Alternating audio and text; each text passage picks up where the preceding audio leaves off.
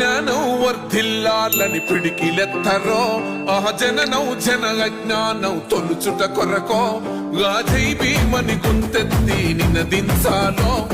బడుగు బహుజనులంతా ఏకమవ్వాలో విశ్వవ్యాప్తమయ్యింది ఆయన ప్రతిమా నిలువెత్తు కరిగిపోతూ నిలిచిన జన్మ